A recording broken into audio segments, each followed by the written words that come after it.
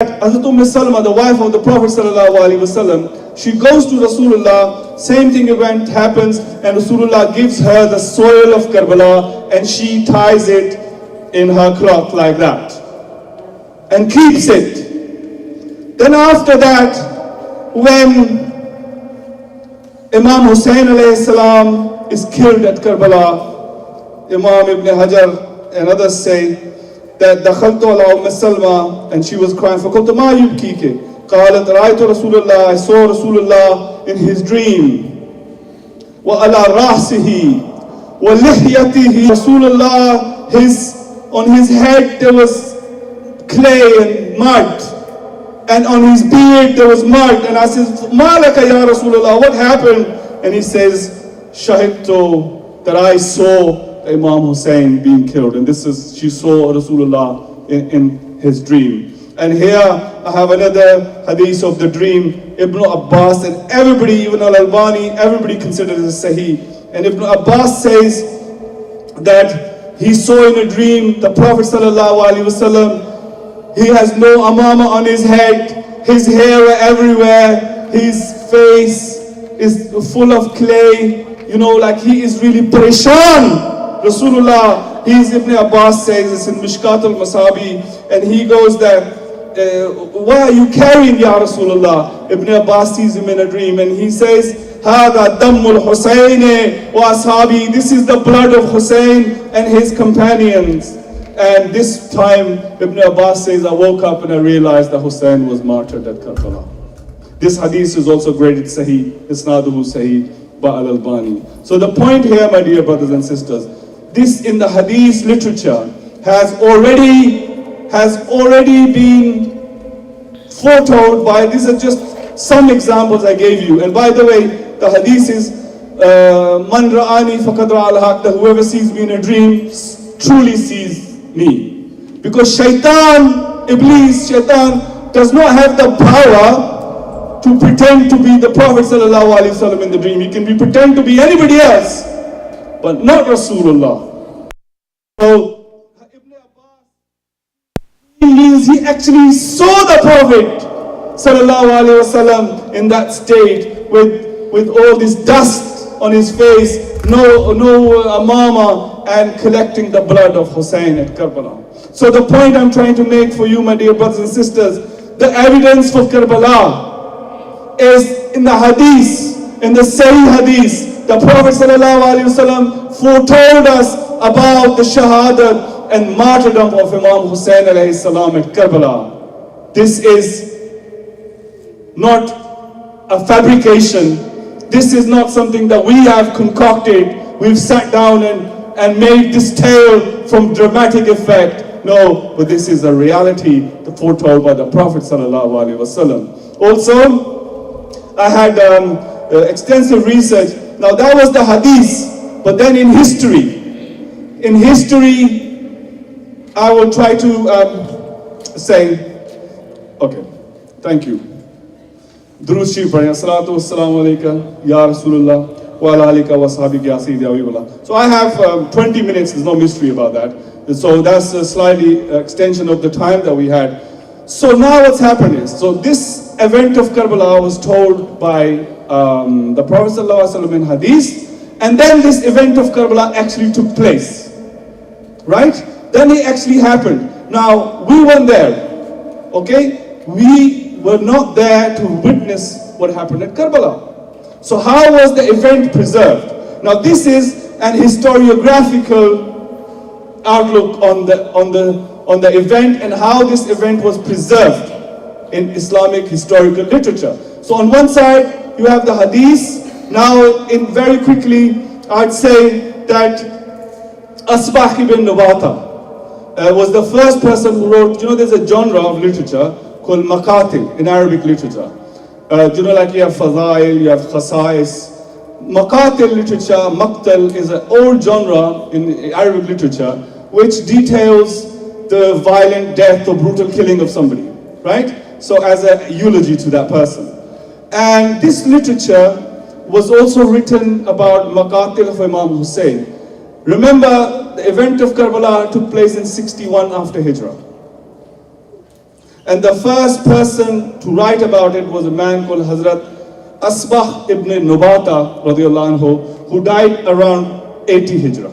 So we don't know exactly around, but died around 80 Hijrah. Asbah ibn Nubata was in charge of the shurta, in charge of the police of Imam Ali alayhi salam. And when Imam Ali was the Khalifa in Kufa, this Asbah ibn Nubata was in charge of the police. So within the 20 years of Karbala happening, a document was being written about the details of Karbala. And don't forget, the people, Imam Zainul Abidin, Sayyida Zainab, they were all part of the Karbala, so they were eyewitnesses. The next person to write a maqtal was Ubaidullah ibn Rafi al-Madani. He was actually a katib for the Diwan of Imam Ali's official bureaucracy. He was some kind of katib. And he wrote, and he died in 100 Hijri, after Hijri. So the event is happening in 61, but the preservation of the event is taking place within 20 years. And then another maqtal was written by Abdullah ibn Rafi. Then in 128 after Hijrah, he died in Jabir al-Ju'fi wrote a maqtal. Then Abu Mikhnaf, the famous one, which still exists, he died in 147 Hijrah. And then we have the next one by Ammar ibn Muawiyah, he died 133.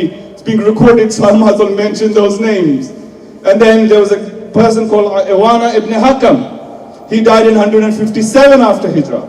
Hisham al-Kalabi, who died in 204 after Hijrah. He also wrote a maqtal. By the way, Hisham al-Kalabi wrote a book called Kitab al-Asnam. And in Kitab al-Asnam, he mentions the names of some idols, pre-Islamic idols, you know, that were 600, 700 years before Islam, these idols that were around. So he wrote the names of these idols. Recently, they've discovered in Madain inscriptions, ancient inscriptions of the names of ancient gods. And guess what? That matches, that documentary evidence matches with how Hisham al-Kalabi. So, you know, his report, he says, kala, kala, kala, but his evidence is being corroborated by the documentary evidence, inscriptions on rocks. So Hisham al-Kalabi anyway wrote a maqtal. Then there was al-Waqidi. I had a bit to say about al-Waqidi, but I will pass on.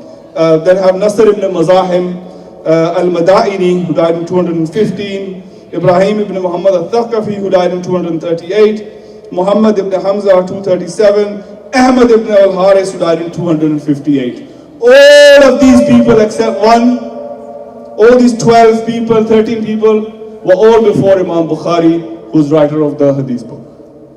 Do you see the range of times when they are writing the maqtal of Imam Hussain alayhi salam? They are writing it parallel. And by the way, when the big books of history came in, the big books like Al-Tabari, Al-Balazuri, Tabari died in 300, Al-Balazuri, Ad-Dinawari, Al-Yaqubi, Khalifa ibn Khayyat, Al-Masudi, Abul Faraj Isfani. So these are big, huge history books. And these people incorporated, the ones that I mentioned to you, they incorporated these people's manuscripts, monographs.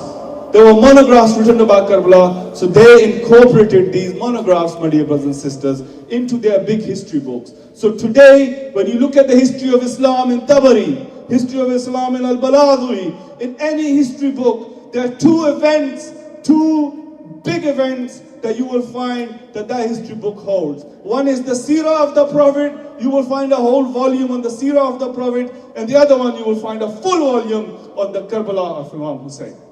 The Muslims preserved it and they gave it so much. The Muslims, they preserved it and they gave it so much importance in the history of Islam. So this is the event. And once, finally, I mean, there's today, Qibla, my dear brother, I did not intend to do a speech, I intend to do some evidential things so we can preserve them. And you know, once Imam Huzur Pak alayhi salatu wasalam, I will inshallah deliver a speech tomorrow. So what happened, that once Huzur Pak sallallahu alayhi wa sallam, he came back from Uhud. This is in Tabqat ibn Sa'ad, who died in 270. This is also by Imam Ahmad ibn Hanbal. Huzur Pak alayhi salatu wasalam came back from Uhud, the battle of Uhud. When he came back to Medina, لما سمع رسول الله صلى الله عليه وسلم بعد غزوة أحد البكاء من دور الأنصار. So he came back and he saw that the houses of Ansar in Medina, there was people crying. And Rasulullah sallallahu crying after the Uhud, because Allah Katla, about the people who died for them. Yes, about the people who died for them. And Rasulullah started crying and he says, Lakinna Hamzata La bawaki lahu. He goes, but Hamza, there is no one to cry for Hamza today.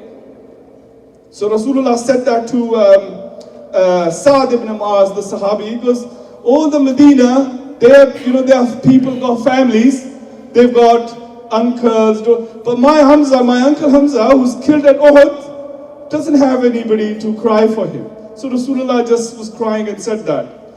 And then Sa'd ibn Muaz went, and he went to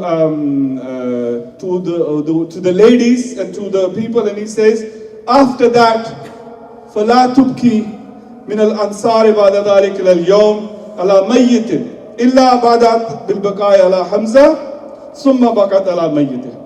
And he says that after that day, there was a tradition in Medina that whenever somebody passed away, the people would cry for Amir Hamza radiallahu anhu first before they cry. So the point I'm trying to make, that look, if you don't cry for Hussein, fine, I've got no problem with you.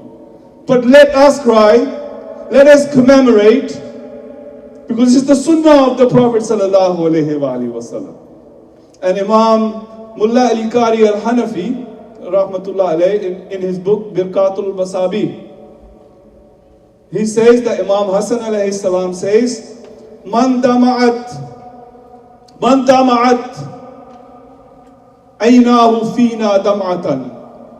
Whoever cries for us once, O man qatarat aynahu fina qatratan. Whoever sheds a tear for us, Ahlul Bayt, fa'ata'u Allahul Jannah, Allah Ta'ala will give them Jannah.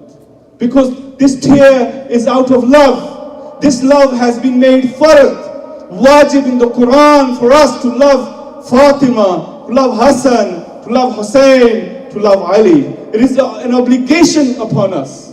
And my dear brothers and sisters, I will might as well briefly mention something to you.